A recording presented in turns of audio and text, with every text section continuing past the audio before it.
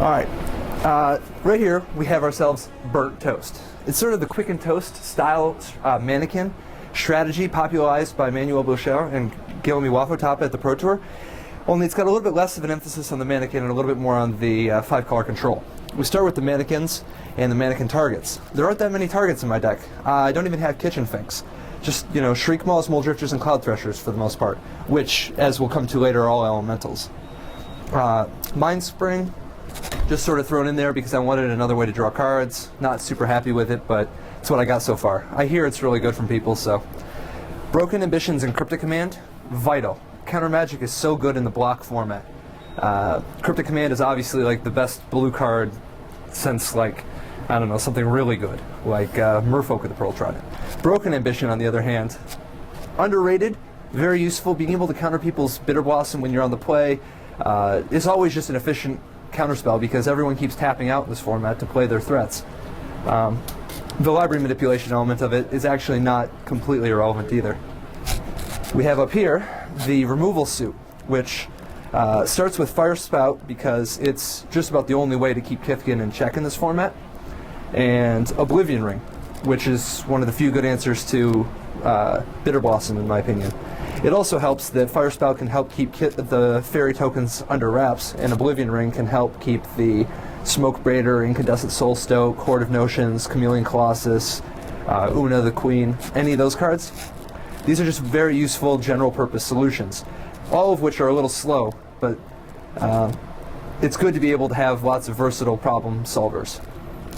Next we have, and I apologize for the proxies, but there's 3 Incendiary commands and a Horde of Notions. Now the Incendiary command is the burnt element, obviously. It's going to be, I think a lot of people are going to have trouble suspending their disbelief, but I assure you it's actually good. Being able to sweep the board against a white Weenie deck and then also destroy a Mutavault is so good. And against fairies, being able to kill their fairies and kill a Mutavault, very useful. Against other people's 5-color control decks, being able to destroy a land with the possibility of library manipulation, or at the very least doming them, it's all very, it's a very useful card that has a little bit of a resemblance to a toned-down Wildfire, and I think that it's a sleeper card in the format to come. Horde of Notions is my kill card of choice. A lot of people suggested Chameleon Colossus or Una the Queen, and I like Horde of Notions better. It hits harder, faster, it can attack and block. All my other creatures are elementals, so there's the possibility of using it for card advantage. I've just been completely happy with the Horde of Notions as the kill card, and I think it's going to turn out to be one of the most powerful victory conditions in the format. Fertile Ground is a little bit of a step in a different direction that I'm taking compared to a lot of other people that are playing 5-color control decks. Now, a lot of people are worried of cards like Wispmare hosing enchantments, but I want to use Oblivion Ring anyway, so I'm not as worried about that. And the Fertile Ground gives me something to do early to accelerate me because I have so much good game as the game progresses. I just want to make sure I get into the turns 4, 5, 6 as fast as possible. The mana base has 24 land. I'm going to use 8 or 9 Vivid lands, mostly blue, but also black and red. But the Vivid lands are vital because they power up the Reflecting Pools.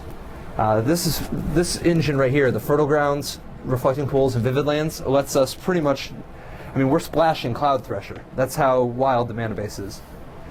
Sunken Ruins, the filter lands are very good, and Jerry T says I should be playing with more, but I kind of want to play with enough basic land to make sure that my Fertile Grounds can usually target a basic land to give me protection against Fulminate Intermage. And this is where I'm at so far. The PTQ season's still, there's still a ton of it to go, so things are going to evolve quite a bit. But so far I've been pretty happy with my results against Fairies, Kithkin, and I feel like I should have some weapons to fight against elemental decks as well, particularly the aggro elemental decks. It'll be interesting to see how the format develops as people, once people get away from just playing Kithkin and Fairies. But for right now, I think this is a really good starting point. And, so what would a sideboard look like for this deck? Well, the sideboard, it's really interesting because you have so many, because of the fact that you have access to every color of mana, you can sideboard with whatever the newest deck of the week is, throw in whatever the best card from any color, whatever the best card is in the entire format against it, you can cast it. If mono black gets good, Chameleon Colossus, put it in the sideboard. If you need more sweepers, Austere Command. If red aggro becomes good, Kitchen Finks. You literally have access to whatever the best sideboard cards are. Now with this lineup, I'm pretty sure that there's going to be at least Kitchen Finks and possibly some more black removal, like Nameless Aversion or Shriekmaw. It's so important to be able to kill a Smoke Braider on turn 2. And then a Wismere might be a good card just because the fairy matchup hinges so heavily at Bitter Blossom. Now that they don't have Ancestral Visions, their late game is very mediocre, and basically fairy decks now play 2 totally different ways depending on whether or not they have Bitter Blossom. Or, if they have Bitter Blossom, they're this savage, hyper-efficient weapon where every turn they're doing something to disrupt you, and every turn they're getting ahead. If they don't have Bitter Blossom, they're just playing a bunch of creatures with a 1 toughness that costs like 7. So, I think this format is not about Kithkin and fairies. And I think that's the beauty of it, is that right now everybody thinks it does, and we have an excellent opportunity to prey on those decks. The mana is so good in this format. It's going to be really interesting to see what strategy comes up to try to combat good stuff decks.